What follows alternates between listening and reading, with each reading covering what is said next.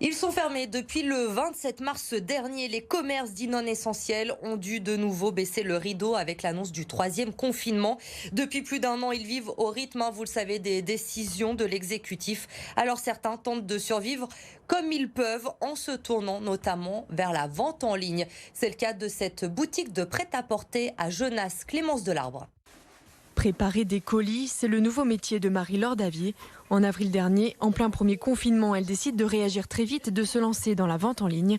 Et après un an de fonctionnement, même si le nombre de ventes est loin d'être mirobolant, le bilan, lui, est positif. Depuis que le site a été ouvert, on a fait environ 170 commandes quand on est confiné.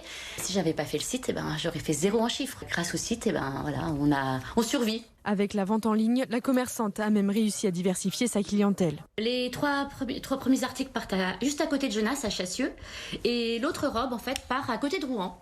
Donc de plus en plus en fait, on envoie des expéditions un petit peu partout en France. La semaine dernière, c'était en Alsace ou dans le sud de la France. Alors même si depuis un an, la situation reste très compliquée, notamment sur le plan moral, la vente en ligne a permis de garder la tête hors de l'eau. À refaire, on préférait pas de confinement. Par contre, en effet, ça a obligé à nous bouger. Jamais, il y a un an, j'aurais imaginé créer un site internet et faire des ventes en ligne et agir comme ça sur les réseaux sociaux.